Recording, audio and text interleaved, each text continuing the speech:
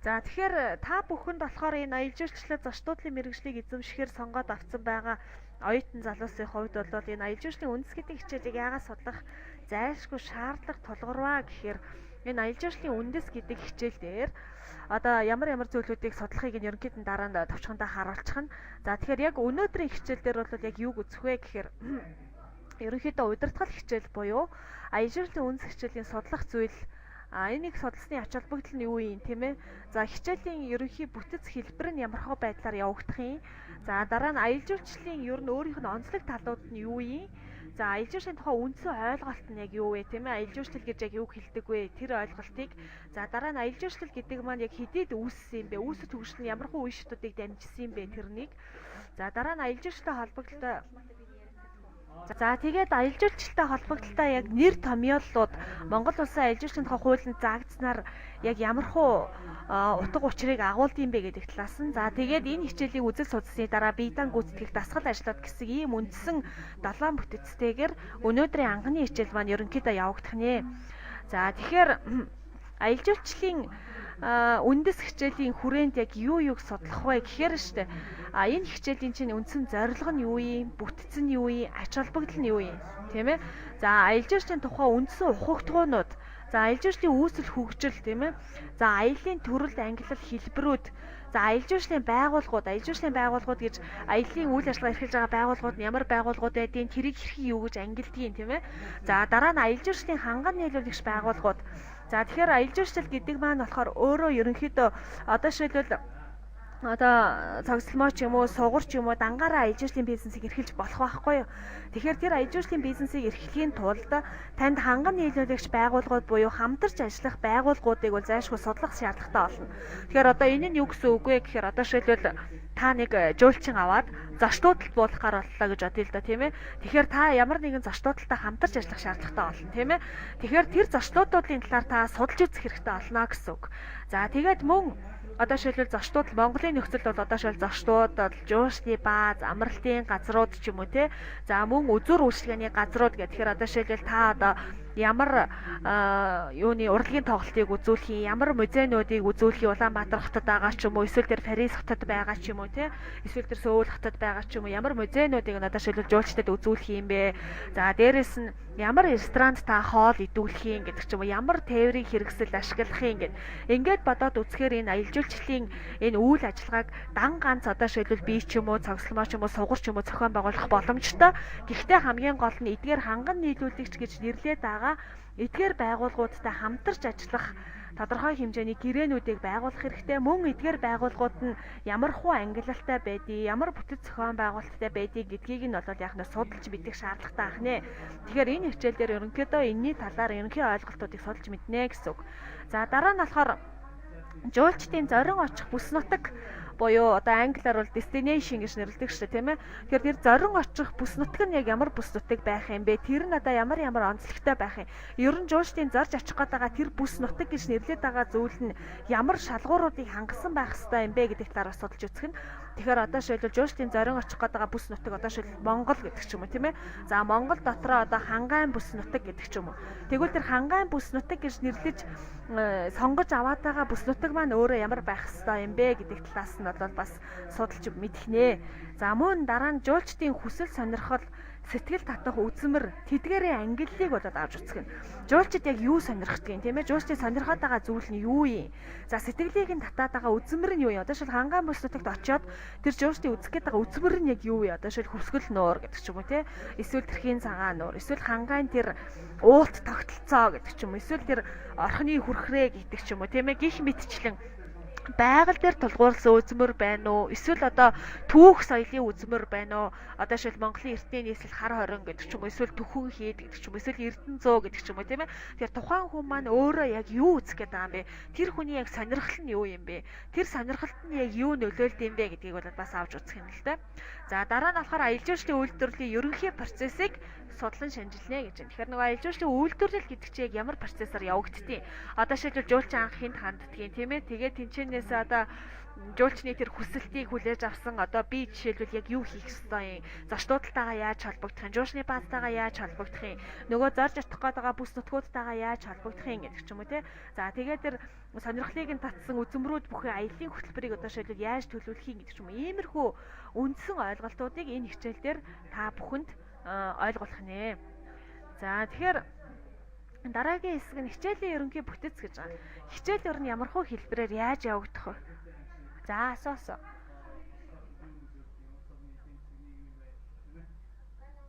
За. Би энэ хичээлийг эд болохоор нөгөө нэг наанаас дэлгэц ширэлж байгаа учраас та нар дээр бол яг одоо хадгалагдахгүй байгаа л да. Би хичээл дууссаны дараа яг энэ PowerPoint дээр бэлдсэн материалаа бол та нар руу илгээчихнэ. Зүгээр та нарын хувьд яг энэ дээр тэмдэглэгдээгүй байгаа. Миний одоо жишээлбэл энд бол ерөнхий товчхон тэмдэглэгдсэн байгаа шүү дээ. Давхар ингэж ярьж байгаа зүйлүүдийг бол та нар тэмдэглээд авч олно. За ёо. Яг энэ одоо та нарын дэлгэцэн дээр харагдахгүй байгаа зүйлүүдийг бол за энэ дээр энэ дэлгэцэн дээр байгаа зүйлүүдийг бол би өөрөө та нар руу дараа нь хичээл дуусны дараа илгээчнэ гэсэн үг. Тэ. За зүгээр.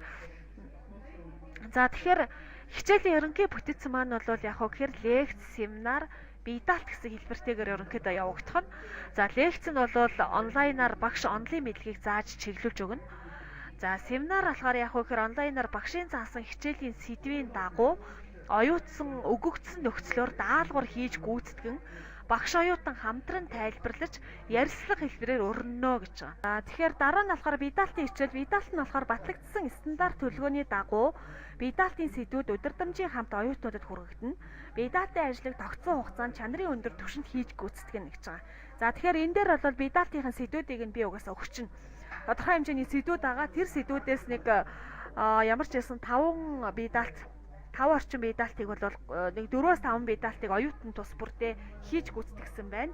Тэрийг хэрхэн хийх удирдамжийг би сэдвүүдийн хамт та нар руу илгээчихнэ. За өнөөдрийн энэ юун дээр бол яг ямархуу бие даалт хийх вэ? Сэдвүүд нь бол ерөнхийдөө өгөгдчихнэ. Заа ёо. За дараа нь болохоор хичээлийг үнэлэх журам.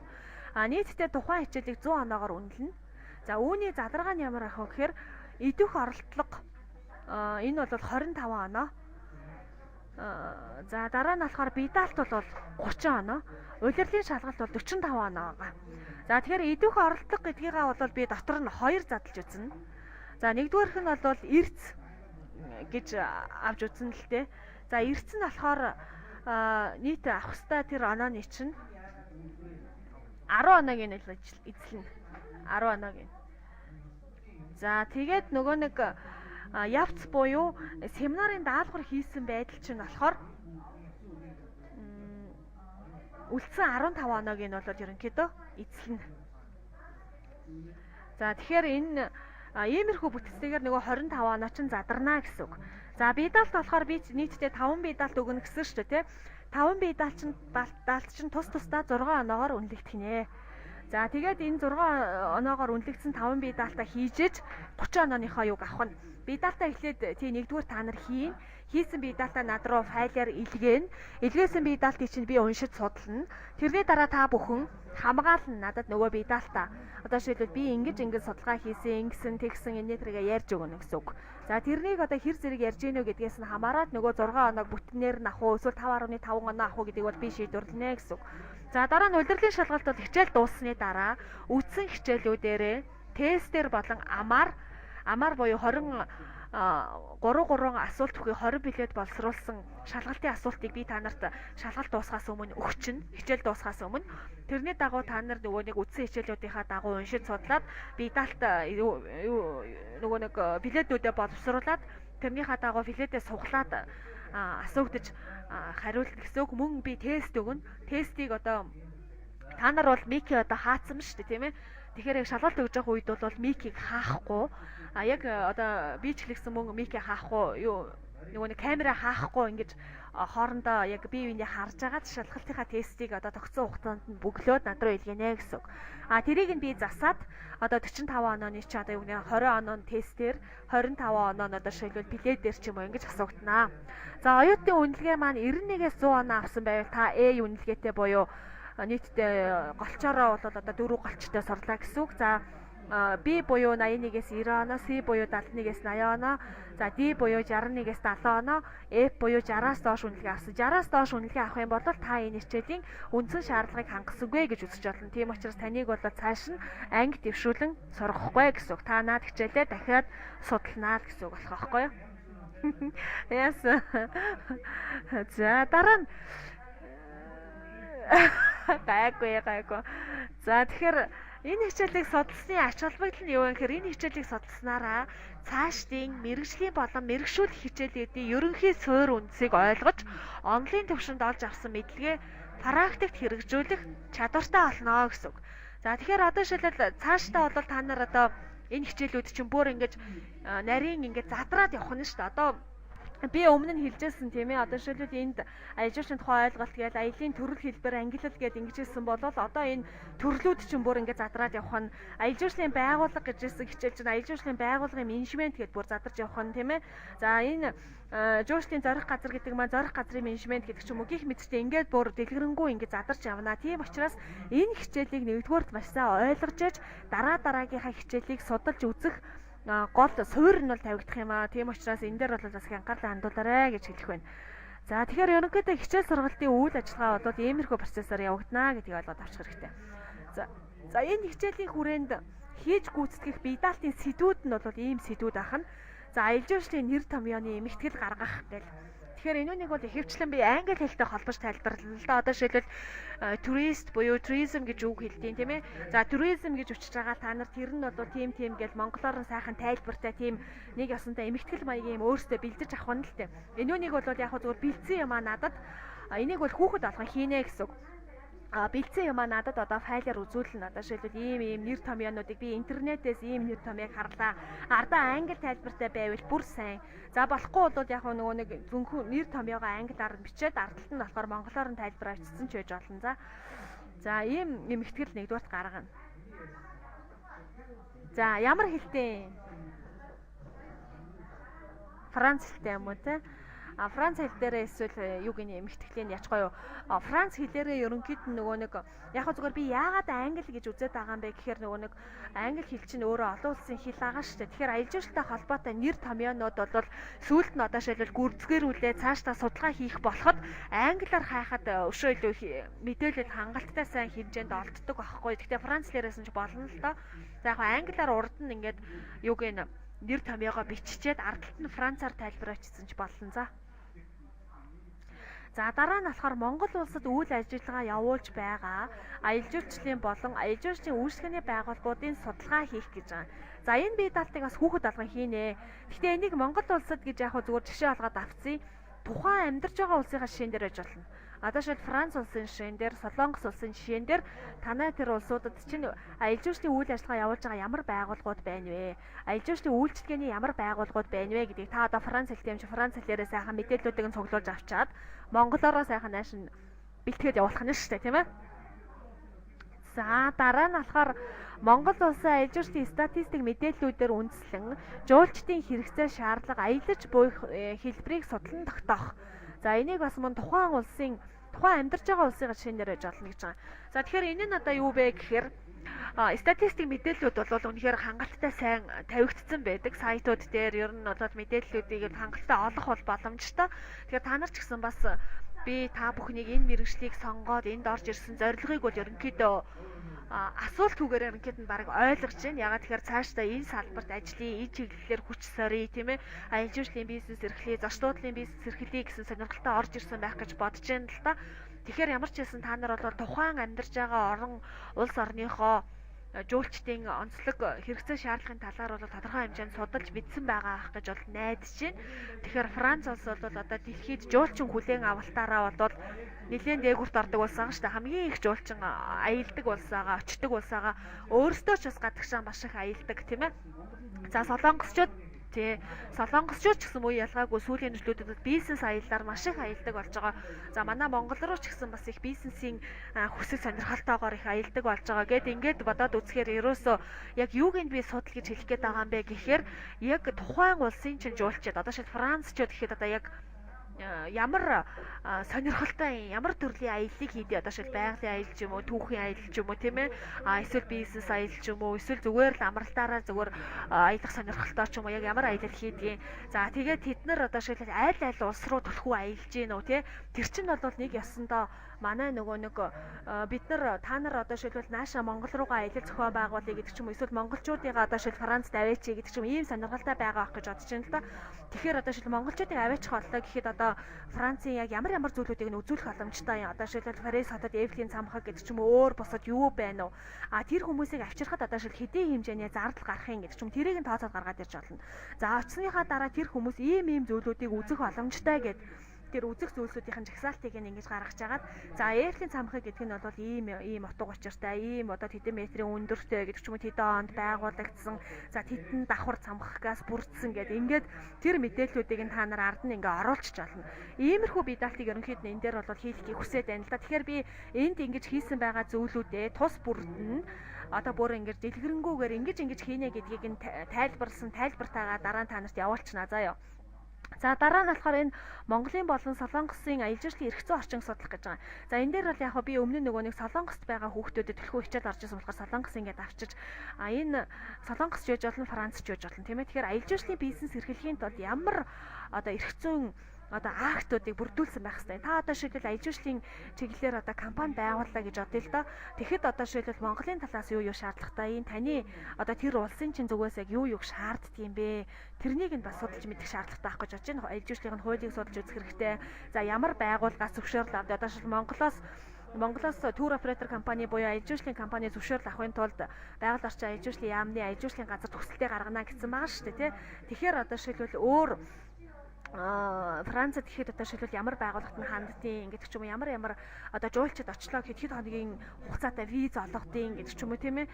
Тэгээд одоо шилбэл Европын холбооны бусад орнууд руугаа явхад ямар улсууд руу надад шилбэл визгүй сарчих хэвээр ямар улсууд нь хоорондоо визтэй байдیں۔ Гэдэг ч юм уу гих мэтчлэн ингээд зөндөө олон судлах зүйлүүд бол бас байгаа ах гэж бодож байна. Тэгэхээр тэр бүгдийг та нар бас бие дагаа судалнаа гэсэн. За дараа нь болохоор жуулчдын сэтгэл татах үзмрүүдийн эмэгтгэл хийнэ. Мэдээллийн сангийн бүрдүүлэлт хийнэ гэж байна. Тэгэхээр одоо та бүхэн өөрийнхөө амьдарч байгаа улс орнуудын жуулчлалын сонирхол татсан зүйлсүүдийн талаар нэг осондоо ийм мини гарын авлага маягийн боловсруулж болно л доо. Тэгээд тэрэн дээрээ зөвлөмжтэйгөө одоо шилбэл тэр Эйфелийн цамхагыг үзэхийн тулд хэдий хэмжээний татвар төлдөг юм тийм ээ. За Францад байгаа тэр нөгөө нэг дарихийн сүмийг үзэхийн тулд одоо шилбэл ямархуу татвар төлдөг. Тэрийг бол одоо шил монголчууд хэдийн сайн мэдэхгүй байгаа шүү дээ. Тэгэхээр ч одоо шилбэл тэрнийг нь одоо ямар хэмжээний юм төлдөг, хэдэн цагийн хугацаанд тэрийг үзэх боломжтой юм тийм ээ. За жуулчид магадгүй одоо шилбэл Парис хотод очлоо гэхэд хэд хоногийг тэнд зарцуулах боломжтой юм.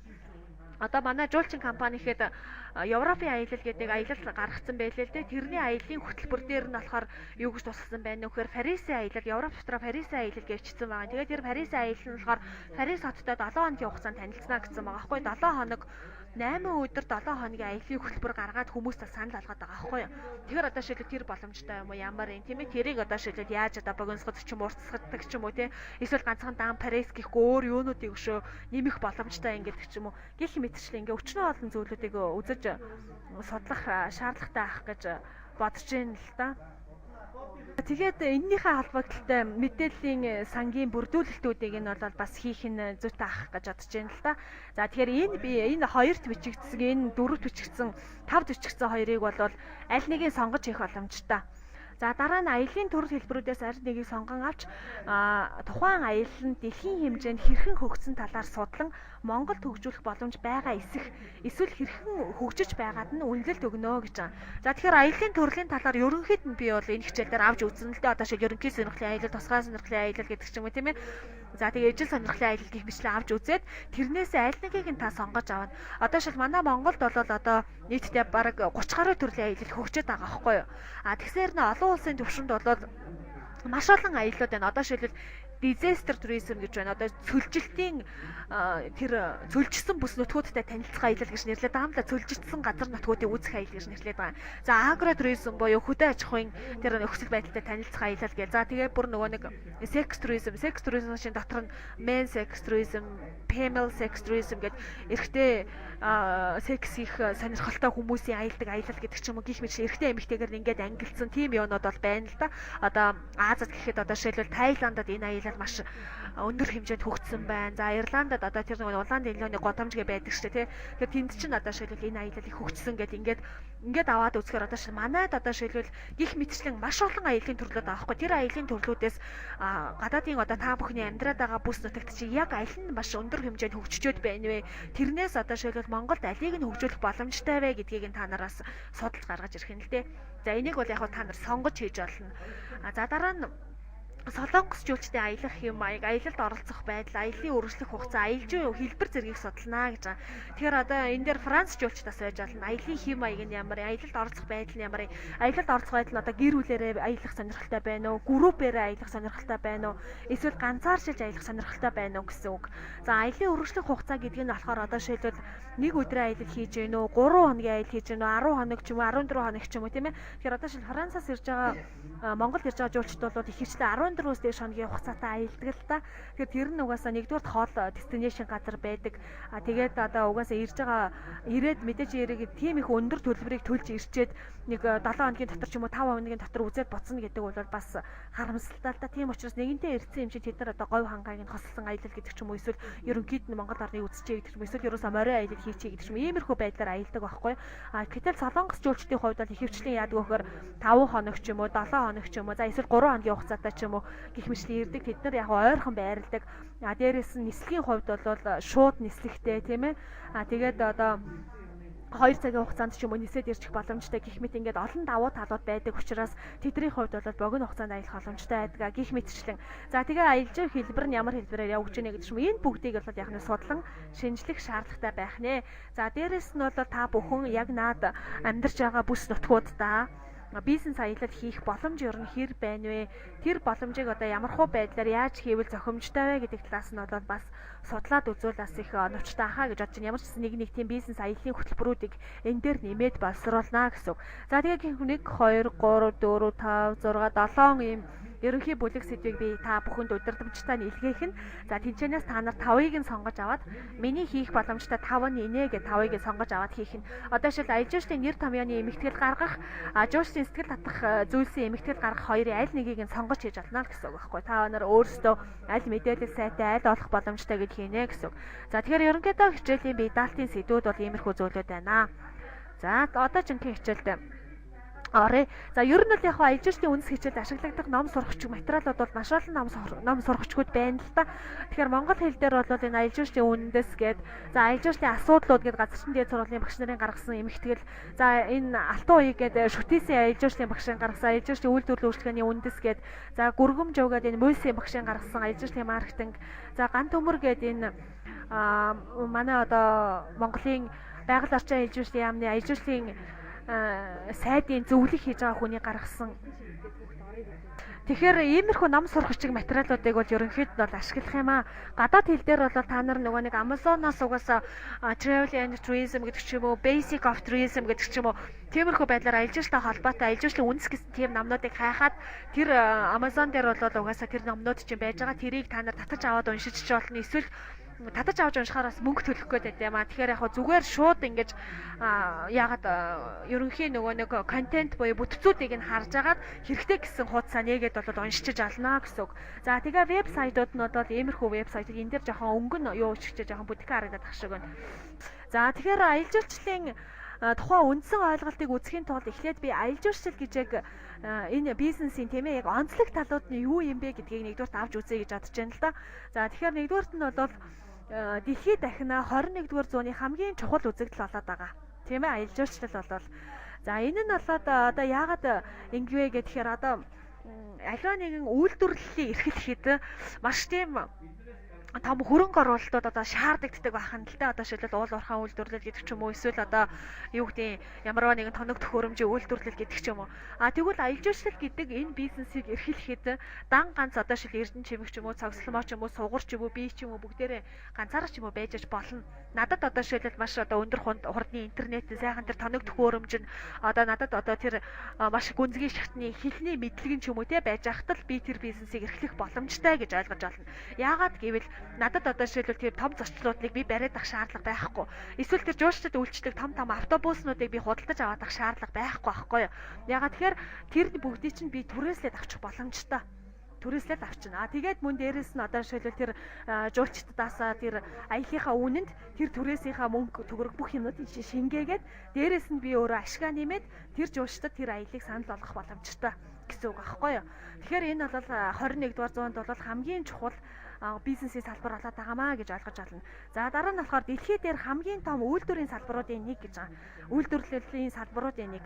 Тэгэхээр одоо манай Монгол улсын дотоодын нийт бүтээгдэхүүний 13 орчим хувийг бол аялал жуулчлал дангаараа үйлдвэрлэж байна. Аялал жуулчлал дангаараа. Гэтэл одоо шилбэл тэр Индонезийн хойг орчмын арлын улсуудад гэтэл 100% аялал жуулчлалаас орлогоо олдог гэж байгаа байхгүй тэр жижигхэн арлын улсууд чинь. Одоо тэд нар яаж яах вэ гэхээр тэнд ерөөсөө одоо тэр Хайнан гэдэг ч юм уу тийм ээ. Эсвэл одоо тэр нөгөө нэг Индонезийн хойг орчмын жижиг арлууд, за Карибын тэнгис орчмын бас жижиг арлууд гэхэд нэг 70-80% ч юм уу. За Индонезийн хойг орчмынх нэг 90-100 орчим хувийгаа. За Хайнан гэхэд одоо шилбэл 90 орчим хувийг ч юм аа дан ганц аялал жуулчлалаас бүрдүүлж ийн гэнэ л дээ. Тэр хувьд бол ерөөсөө жуулчид зөвхөн аялах гэж тэр сайхан бич дээр нь очиж амрах гэж далай тэнгисийн тэр амралтын газруудыг үзэх гэж ч юм уу. Эсвэл тэр байгалийн өрмөц сонин тогтцоодыг нь харах гэж жуулчид очдог байх нэ. Тэгээд ингэснээрээ бол яг хөө гэхээр тухайн тэр улс үндэстэн бол өөр үйлдвэрлэл явуулаад ах шаардлага байхгүй. Ягаад гэвэл арлын жижигхэн улс өөр үйлдвэрлэл явуулаад яхаа аялал жуулчлалаас тэрнгүү бүх орлогоо олчиж байгаа юм чинь. Хүмүүс нь аялал жуулчлалын салбарт ажиллаж чинь. Аялал жуулчлалын салбараас тэр орлогоо олчиж чинь. Тэгэхээр энэ бол яг нь дэлхийд дээрх хамгийн том сүүлийн үеийн байгаль экологт хоргүй үйлдвэрлэлийн салбарын нэг байх нэ. За дараа нь бусад үйлдвэрлэл үйлчилгээний салбар. За чи өөрөө л мэд яг чи тооныхоо хичээлээс хоцорчно гэж бодож байвал чи ер нь сууснанд ярахаа дараа нь нөгөө нэг 5 дахь өдөр ороход танай ингэж орох юм байна л да. За тэгээд бусад үйлдвэрлэл үйлчилгээний салбаруудыг яагаад дэмжиж байгаа юм бэ гэхээр одоо шилбэл аялал жуулчлал өндөр их хурдтай аялал жуулчлалын улирал үе эд нөгөө нэг оргил үе гэж нэрлэдэг шүү дээ тийм ээ нөгөө нэг peak season гэж нэрлэдэг шүү дээ. Тэгэхээр тэр нөгөө нэг оргил үед чинь болохоор яаж нөхөр одоо манай Монголд гэхэд 6, 7, 8 сар аялал жуулчлалын оргил үе байгаа байхгүй юу. Тэгэхээр энэ 6, 7, 8 саруудад манай зочдлууд одоо жуулчдаар дүүрэн байна. Тэгэхээр нөгөө аялал жуулчлалын салбар чинь зочдлын салбараа дэмжиж байна. Нөгөө ресторанууд нь мөн жуулчдаар дүүрчиж байна тийм ээ. За үзүр үйлчлэгээний газрууд нь мөн жуулчдаар дүүрчин гэдэг чинь ингээд бодоод үзэхээр бусад үйлдвэрлэл үйлчлэгээний салбаруудыг дэмжиж өгч байна. За мөн одоо шилбэл тэр нөгөө нэг Монголын гар урлал үйлдвэрлээд байгаа үйлдвэрийн салбаруудыг ч юм уу тэдний гар урлалын бүтээгдэхүүнүүдийг хэн авж байгаа жуулчдад авж байгаа шүү дээ тийм ээ. Тэгэхээр ингээд бодоод үзэхээр бол аялал жуулчлал нь бол бусад үйлдвэрийн салбаруудыг дэмжижээдэг байх нэ. За үл үзэгдэгч экспорт болон импорт. За үл үзэгдэгч гэдэг нь бол яг нөгөө нэг бараа таваартай адилхан одоо шийдэл юу гэдэг энэ бол цамц шүү гэдэг шиг аялалд бол бодитоогоор барьчих тийм зүйл бол байхгүй шүү дээ. Энэ бол аялал юм шүү гэж бодитоогоор хэлчих зүйл байхгүй тийм ээ. Гэтэл говьдус, хуунар, гутал гэдэг ч юм өөр бусад юу байдیں۔ Тэр бүгдийг шин бид нар бол харах боломжтой шүү дээ. Одоо бидний хичээлээ хийж байгаа энэ компьютер бол одоо энэ өстэй хэлбэр төрсөн үед ийм одоо хамгийн сүүлийн үеийн хурдтай тийм үзүүлэлтүүдтэйгээ бид нар хэлэх зүйл бол байна тийм ээ. Гэтэл аялал жуулчлалаар бол тийм хэлэх зүйл яг байхгүй. Зүгээр л үйлчлэгээр л явагдаж байгаа зүйл ахгүй юу. Тэгэхээр энэ нь экспорт, импорт гэхээр одоо шилбэл бид нар гаднаас жуулчд оруулж ирж байна гэдэг чинь өөрийнхөө улс оронд импортлж байна гэсэн үг. За гадагшаага одоо шил монголчууд аялж байна гэдэг чинь гадны улс оронд экспортлж байна гэсэн үг. Тэгэхээр энэ утгаар нь бол юу гэсэн үг вэ гэхээр энэ юу маань бол аялал жуулчлалын салбар маань бол ерөөсөө үл үзэгдэгч экспорт, импортаа гэж ойлгож байна. За дараа нь хамгийн бага зардлаар их ашгийг олдог. Тийм ээ.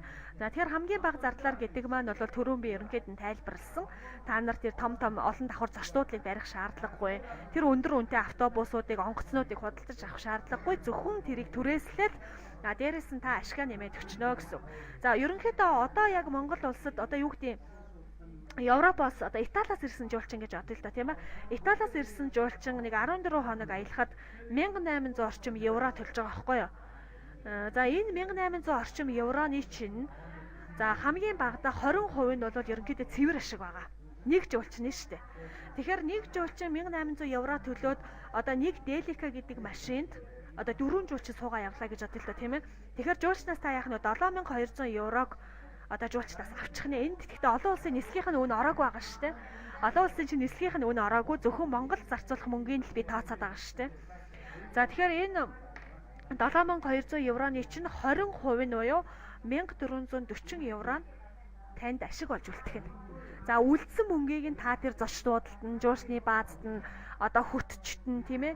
За тэгээд тэр машинд нь за өөр бусад ресторанд нэгдэг ч юм уу үзүр үйлчлэгээний газарт нь гих мэт зүйлүүдэд нь та бол яах нь зарцуулах нэ. Тэгэхээр энэ бол харин ч одоо жоохон буучаад байгаа юм 20% гэдэг ашиг маань. Өмнө нь яг 2003 он, 2004 он. За ерөнхийдөө нэг 2003-аас 2005 оны үед бол ерөнхийдөө маш өндөр байсан. Бараг энэний чинь 60% нь ашиг нээсэн багхгүй юу? 60% ч юм уу те 40% ч юм уу ашиг нээсэн. Тэгэхээр энэ үед тэр үед бол одоо 1800 евро гэдэг чинь бараг 2700 орчим евро ч юм уу тийм хэмжээнд байсан байх нь л те. Тэгэхээр сүүлийн жилүүдэд нөгөө өрсөлдөгч байгууллагууд олон болоод байгаа учраас үнэ нь ерөнхийдөө буугаад байгаа. Гэхдээ тэр өндөр юутай соёлтой жуулчдын хувьд бол одоо аялаад сурсан хүмүүсийн хувьд бол өндөр үнийн цаана одоо чанар байдгаа гэдгийг бол ерөнхийдөө бас ойлгодог учраас төдийлөн бас яг үнэн дээр нэг тийм асуудал үүсгээд байдаг тийм зүйлүүд бол хайцангуй гайгүй л гэдэг юм л да. За дараа нь ажлын байрыг ихээр бий болгодог гэж байна. Тэгэхээр одоо жишээлбэл манай Монголын аялал жуулчлалын холбооны тэргүүн Батнасан гэдэг хүн нэг судалгаа хийж үзсэн байлээ л дээ. Тэгэхээр нэг жуулчин орж ирэхэд 20 хүн хамгийн багадаа 20 хүн ажлын байраар хангагддаг гэж тооцсон байгаа. За энэ нь бол яг давхардсан тоогоор бит боловч цаанаа болохоор юуг агуулад байна вэ гэхээр за жуулчин ирлээ. Жуулчин онгоцоор ирлээ гэж тод онгоцны экипажийнхан одоо шилжил тэнд ажил үргээ гүйцэтгэж байна. Тийм ээ тэр жуулчдад үйлчлэхийн тулд. За онгоцны буудлын дээр жуулчин тосож авлаа хөтөж жолооч хоёр тэнд ажиллаа гүйцэтгэж байна. Тэр жуулчдыг одоо шилжил юу яхад ажил үргээ гүйцэтгэхэд нь тийм ээ тэр менежер Эрдэнэ чимээг та цогцолмоо та яасан тэр аялыг зохион байгуулж менежментийнхаа хувьд бол тэр аялыг зохион байгуулж удирдсанаараа та ажиллаа гүйцэтгэж байна тийм ээ. За мөн одоо зочдуудад бууж энэ зочдуудын ажиллагчид ажлын байраар хангаж чинь жуулчны бааз бууж жуулчны баазын ажиллагчид гэдэг ч юм уу тийм. За тэгээ ресторанд орлоо рестораны ажиллагчид гих мэтчлэн ер нь бол хамгийн багадаа 20 хүн ажлын байраар хангах юм байна гэж тооцоод байгаа байхгүй юу. Тэгэхээр нэг жуулчин орж ирэхэд тэрний цаана тийм олон хүмүүс давхар бол цалинжтэйдэг байх нь л тийм. За дараа нь болохоор соёлын ойлголцол болон глобал харьцааг сайжруулж идэг гэж. Тэгэхээр одоо нөгөө нэг олон соёлтой, олон янзын зан авиртай хүмүүс маань хоорондоо бие биентэйгээ харилцаанд орсноороо одоо шийдэл бие биеэ хэрхэн авч явах уу тийм ээ. За би одоо шийдэл ямар хөө зүйлүүдийг яаж мэдээж авах хэвээр тэр хүмүүстэй харилцахын тулд одоо шийдэл би Франц жуулчинтай харилцахын тулд яах хэвээр юм. Франц үндэстэнүүдийн онцлог нь юу юм тийм ээ. Тэр бүгдийг чинь би судалж мэдэх хэрэгтэй олон шүү дээ. Тэр хүмүүс одоо аялалд оролцохдоо ямар хөө байдгийг идэвхтэй үйл ажиллагааг эрхэмлдэг юм уу? Эсвэл одоо жишээлбэл тийм идэвхгүй үйл ажиллагааг эрхэмлдэг юм уу? Группээрээ аялах сонирхолтой юм уу? Эсвэл одоо тэд нар одоо хоол ундан дээрээ юуг төлөхөө анхаардаг юм. Би одоо ойлгохтой бол ингэж ойлгосон. Францчууд бол өглөөний хоолнд ирэхэд дандаа тийм халуун болгосон зүйлийг ч юм уу те эдхийг эрхэмлдэгэ гэж би сонсч ирсэн л да. Ягаад тэгэхээр DMD гэдэг Франц жуулчдад үйлчилдэг тур оператор компани байдаг аахгүй юу. Тэгээд тэр тур оператор компаниас нэг удаа надад нэг юм морин аялалд 10 хоногийн морин аялалд яваач гэж санал тавьж ирсэн. 14 хоногийн ч ойлоо да. Тэгээд тэр морин аялалд явахдаа та давхар хоолоо хийгээд яваач танд одоо тоогоочийнх нь хөлсийг хөтчийнх нь хөлстэй ингэж давхар өгөө гэж хэлжсэн аахгүй юу. Тэгэхээр би одоо нөгөө нэг өөрөө бол өмнө нь яг аялалд явж исэн. Гэхдээ би тоогооч бол хийж байгаагүй. Тэгээд тоогооч хийнэ гэдэг нь бол надад ерөөсөө санаанд багтахгүй байгаа аахгүй юу. Тэгээ уг нь яг цөөхөн жуулчин байсан л да 3 жуулчинтай.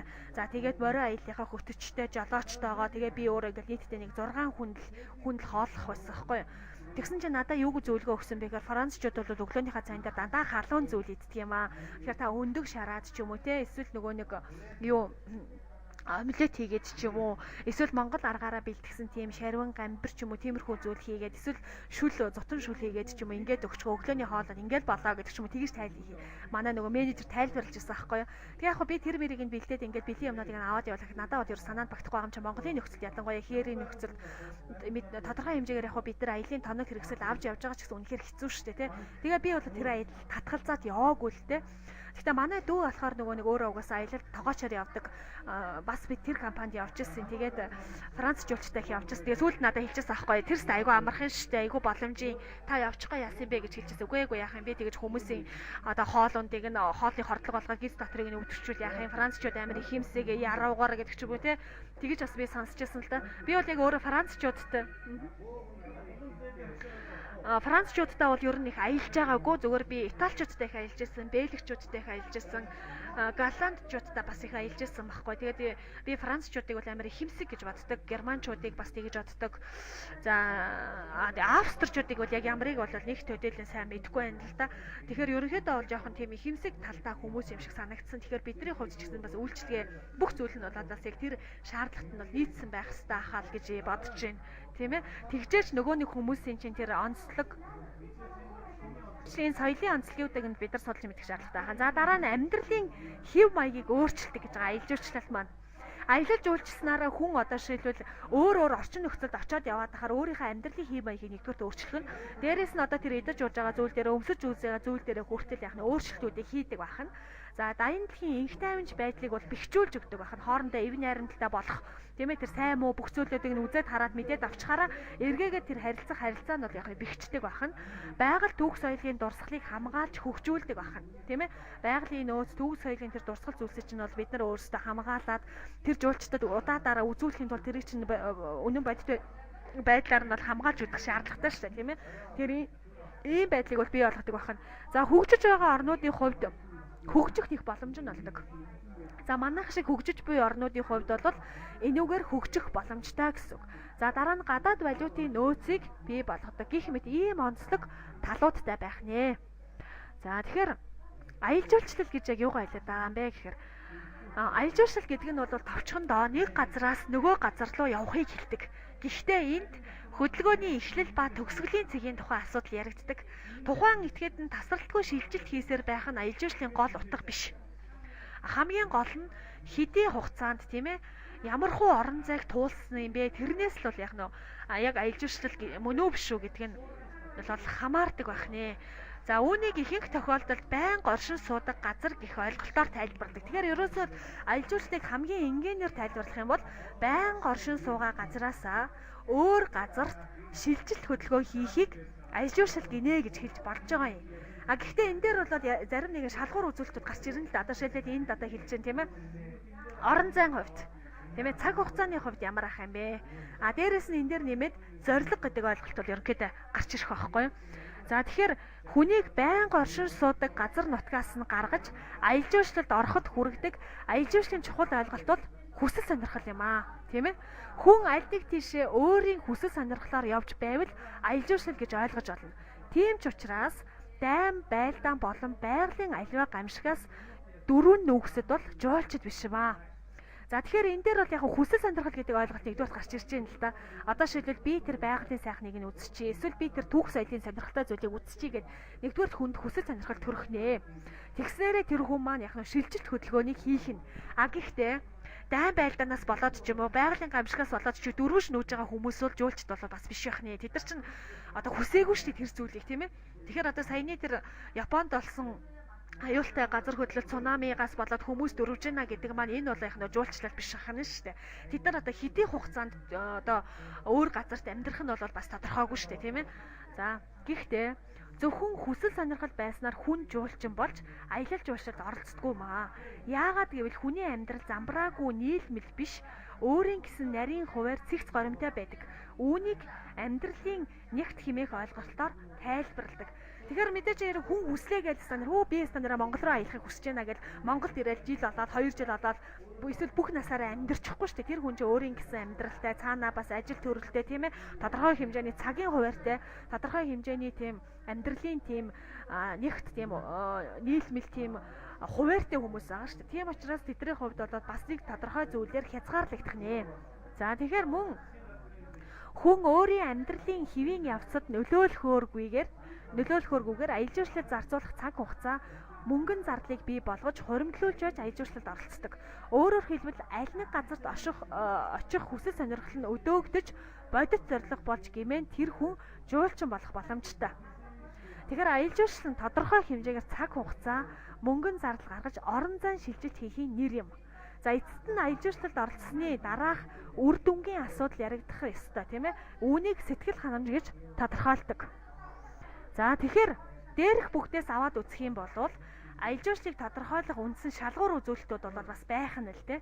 Тэгэхээр энэ шалгуурт нь нэгдүгээрт юу орж ийн? Хугацаа орж ийн. Хоёрдугаарт нь юу орж ийн? Орон зай орж ийн, тийм ээ. За 3 дугаарт нь бол зорилго гарах нэ. За хугацааны хувьд болохоор хоёр ангилж үзэх нь 24 цагийн дотор аялах. 24 цаг буюу 1 хоногийн дотор аялах. За 1-ээс 183 хоног хүртэл хугацаанд аялах гэдэг. Тэгэхээр ерөөсөө хугацааны хувьд ингэж хоёр ангилах нь шүү дээ. За орон зайн хувьд болохоор яах нь вэхээр өөрийн байнга оршин суудаг газраас өөр газарт аялан явахыг л орон зайн хувьд бол айгүй амархан шалгуурт байх нь шүү дээ. Цаг хугацааны хувьд бол 24 цагаас дотгош аялах эсвэл 24 цагаас 183 хоног хүртэлх хугацаатай 183 хоног гэдэг чинь 6 сар хүртэлх хугацаатай гэсэн үг байхгүй аялах. Энийг бол хугацааных нь хувьд жуулчин гэж аялал жуулчлал гэж ойлгох нь. За зорилгын нь хувьд болохоор амралт, зугаа цэнгэл, танин мэдхүй, сурч боловсрох, шашин шүтлэг, бизнес, ажил мэргэжил, хурал зөвлөгөө, эрүүл мэнд, эмчилгээ сувилгаа, найз нөхөд хамаатан саднуудаа зочлох гэх мэт зорилгоудаар тухайн хүн маань 1-ээс 183 хоногийн хугацаатайгаар эсвэл 24 цагийн дотор өөрийн байнга оршин суугаа газраас өөр газарт аялахыг л аялал жуулчлал гинэ гэж томьёолж болох нь шүү дээ, тийм ээ. За дараа нь. За аялал жуулчлалыг томьёолсон тодорхойлолт нь за Монгол улсын аялал жуулчлалын тухай хуулинд зааснаар гадаадын улс орнуудад гэсэн хоёр янзаар энэ тодорхойлолтыг авч үзье л да. Тэгэхээр Монгол улсын аялал жуулчлалын тухай хуулинд юу гэж заасан байна вэ гэхээр аялал жуулчлал гэж хувь хүн өөрийн байнга оршин суугаа газар нутгаасаа 1-ээс 183 хүртэлх хоногийн хугацаагаар амралт сувилал, танин мэдхүйн зорилгоор болон шашин шүтлэг, ажил мэргэжлийн шугамар өөр газарт аялан явахыг хэлнэ гэж Монгол улсын аялал жуулчлалын тухай хуулинд тодорхойлжээ. Тэгвэл гадаадын улс орнуудад аливаа хүн өөрийн оршин суудаг газар нутгаас ангид өөр улсад айлчлах болон өөрийн нутагтаа тодорхой зардал гарган тодорхой зорилгоор 24 цагаас 6 сар хүртэлх хугацаагаар аялан явахыг хэлнэ гэсэн байна. Эсвэл бас нэг тодорхойлолт нь болохоор хувь хүн чөлөө цагаа өнгөрүүлэх болон бизнес ажил хэрэг бусад зорилгоор тодорхой хугацаанд байнгын оршин суух газраас өөр газар нутагт зорчихыг аялал жуулчлал гинэ. Тэгэхээр энэчнээс бол яах нь хүн аялал жуулчлалыг хийхин тулд нэгдүгээр тодорхой зорилготой байх нь, хоёрдугаар тэр аяллыг хийх тодорхой цаг хугацаатай байх нь, гуравдугаар гэх юм бол ерөөсөө л яах нь тэрнийг хийх өөр цаг хугацаа тэгээд мөн өөр газар нутаг зорилго гэсэн ийм ойлголтуудыг бол давхар агуулсан байдаг байна л дээ. За тэгэхээр аялагч тэр аяллыг хийгээд байгаа хүмүүсийг маань юу гэж нэрлэх үг гэхээр аялагч буюу жуулчид гэж нэрлэх нь. За эдгээрт хамаарат байгаа хүмүүсийг болохоор ерөнхийд нь юу гэж хэлэх үгүй аялал жуулчлал хийгээд байгаа дараах хүмүүсийг аялагч жуулчид гин. За энийг болохоор дотор нь юу гэж ангилахаар тухайн улсын иргэн буюу дотоодын аялагчид, гадаадын иргэн буюу олон улсын жуулчин, за харьяалалгүй иргэн гэж ерөнхийд нь 3 ангиж үзэх нь шүү дээ, тийм ээ. За дараа нь болохоор за жуулчин гэдэгт нь юу арах юм бэ гэхээр амралт чөлөө цагаар аялан зугаалж цэнгэж танин мэдэх зорилгоор яваа хүмүүс.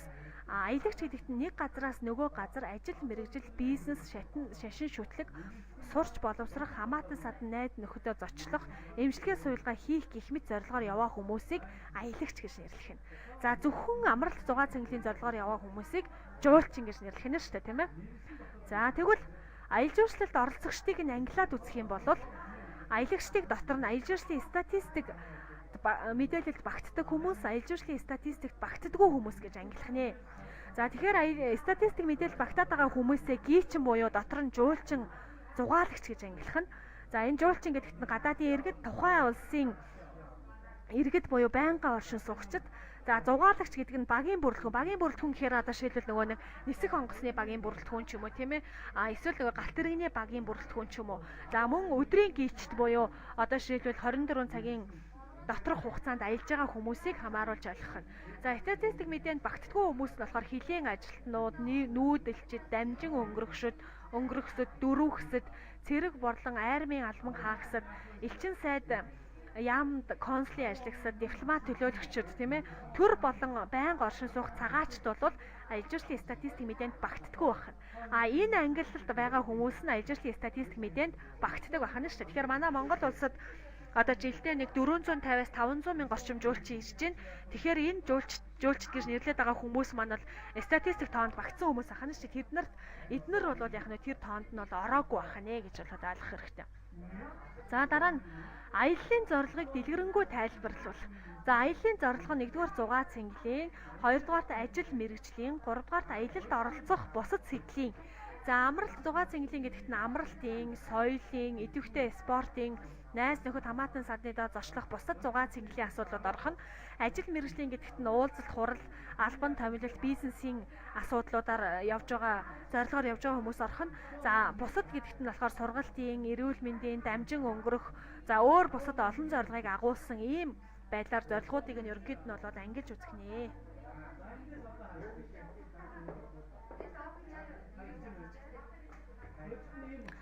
За тэгэхээр Монгол улсын аялжуурчин тухай хуулиас болоод хэсэгчлэн авч зарим зүйлүүдийг нь тайлбарлая. Аялал жуулчлал гэж хувь хүн өөрийн байнга оршин суудаг газар нутгаасаа 183 нэгээс 183 хоног хүртэлх хоногийн хугацаагаар амралт, суйлал, таны мэдхүйн зорилгоор болон шашин шүтлэг ажил мэргэжлийн сугамаар аялахыг хэлнэ гэж түрүүн хэлсэн тийм ээ.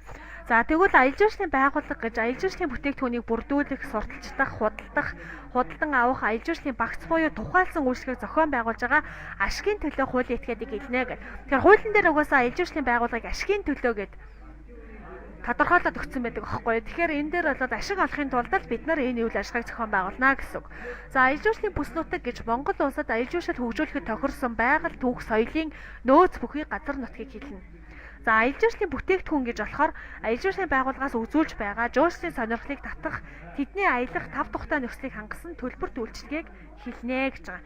Тэгэхээр ерөөсөө энэ Монгол улсын аялал жуулчлалын тухай хууль нь бол нийт 26 зүйлтэй 2000 онд анх батлагдсан. Батлагдсанаас хойш нийтдээ 3 удаа нэмэлт өөрчлөлт орчоод байгаа.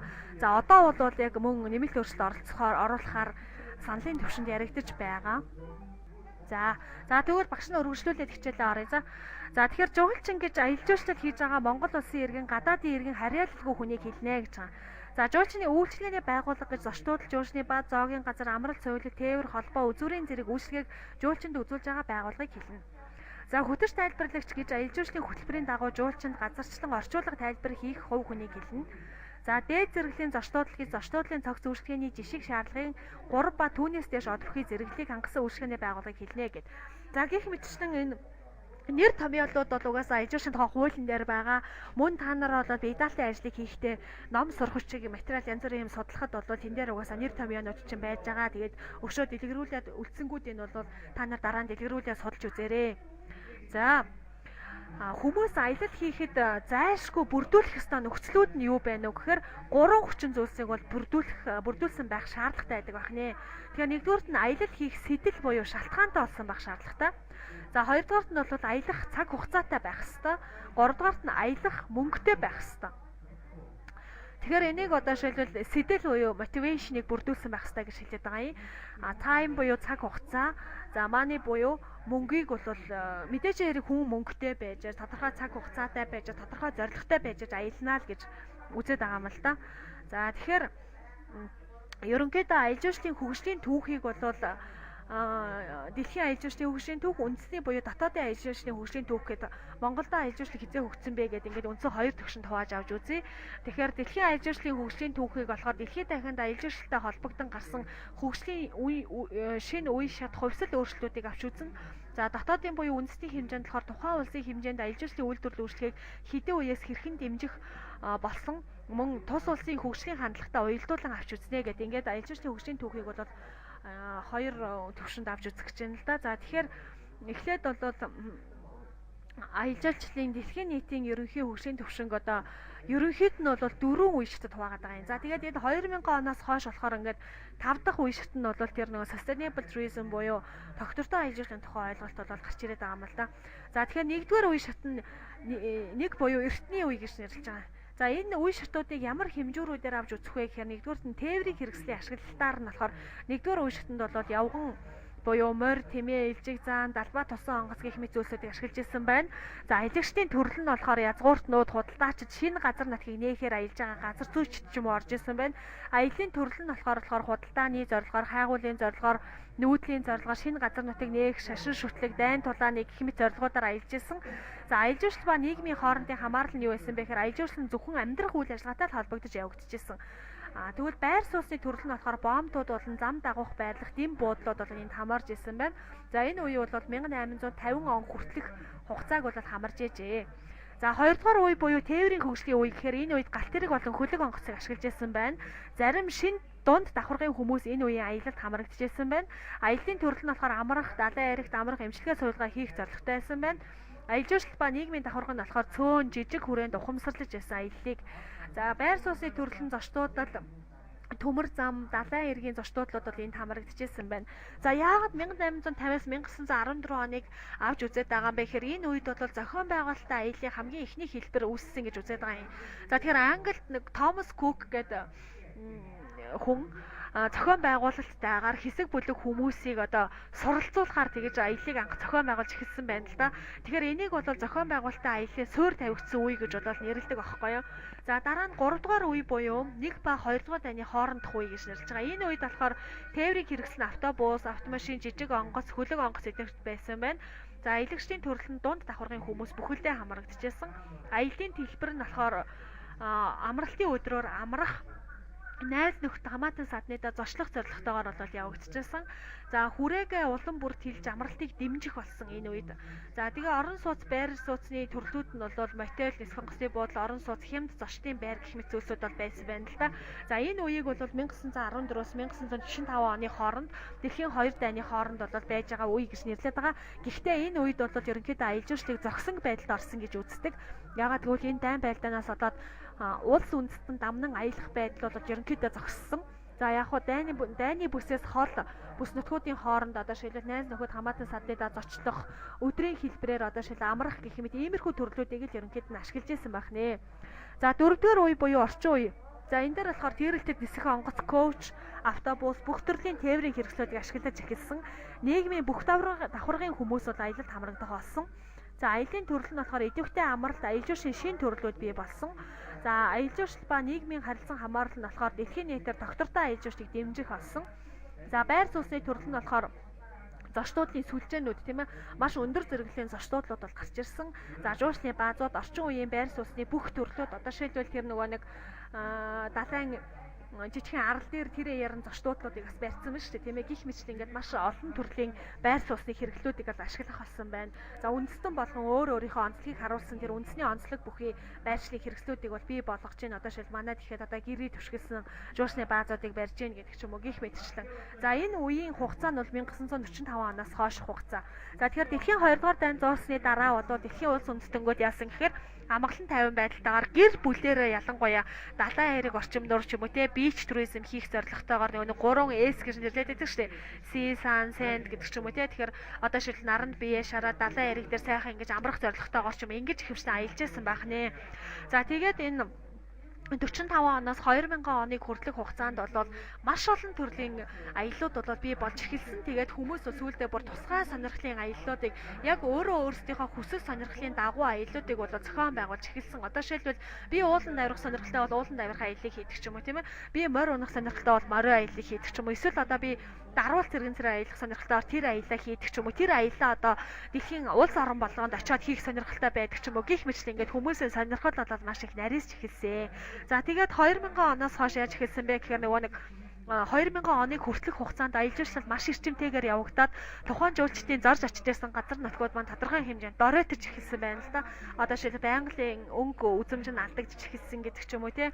Эсвэл өөр бусад янз бүрийн одоо илэгдэлд орж эхэлсэн гэдэг ч юм уу. Тэгээ энэс болоод болохоор яасан бэ гэхээр бид нар ерөөсөө аялал жуулчлалаараа дамжуулаад байгаль орчныг хамгаалъя гэдэг ойлголт гарч ирсэн байхгүй. Тэгэхээр sustainable буюу доктортой хөгжлийн зарчмыг аялал жуулчлалд болоод давхар ашиглах болсон. Энэ доктортой хөгжлийн зарчим маань ерөнхийдөө дан ганц гэлтгүй ерөөсөө дан ганц аялал жуулчлал гэлтгүй өөр бусад салбарууд дээр ч гэсэн мөн бас ялгаагүй хөгжиж сууж эхэлсэн байгаа. Одоо чинь уул уурхайг хөгжүүлэхийн тулд доктортэйгээр хөгжүүлье. Доктортэйгээр хөгжүүлэхийн тулд байгаль орчныг хамгаалъя. Дээрээс нь тухайн салбараараа дамжуулаад ашиг орлогыг олъё. Тэр олсон ашиг орлогоо орон нутгийн иргэдэд хуваарлъя гэдэг ч юм уу. Иймэрхүү ойлголтууд бол гарч ирсэн. Тэгэхээр энийг дагаад мөн экотуризм, responsible tourism гэдэг ч юм уу те. Эко аялал, хариуцлагатай аялал жуулчлал гэдэг ойлголтууд бол давхар мөн гарч ирж байгаа. Тэгэхээр энэ аялал жуулчлал маань бол хөгжил нь маш нарийн явагдаж байна. За энэнд оролцож байгаа жуулчид маань хүртэл маш өндөр боловсралтай, соёлтой, байгаль орчныг хамгаалах, хайрлах тийм мэдлэгтэй гэдэг ч юм уу тэрэнд бол санаа тавьдаг тийм хүмүүс бол аялдаг болжээ. Харин ч одоо манай Монгол дээр жишээ авч ярих юм бол манай Монголын жуулчдад өөрсдөө их тийм ухамсар муутай байгаад байгаа болохоос биш гадны жуулчдын хувьд бол маш их өндөр соёлтой тэгж аялалд оролцдог болсон байна. Тэгэхээр энийг бол бас бид бүхэн бол бас анхаарч үзэх хэрэгтэй. Гэхдээ гадаадын өндөр хөгжилтэй орны аялагчдын хувьд одоо яг өөрийнхөө улс орны хөгжлөөр бол бас ихэнх зүйлийг төсөөлдөг. Тэгээд одоо шийдвэл юу гэдэг манай Монголд ирчээд одоо манай үйлчлэгээ бол зарим тохиолдолд таалагдахгүй байх зүйл бол их байдаг. Одоо шилбэл манайд замын бөглөрөл их байдаг. Тэрнээс олж жуулчд их бухимддаг.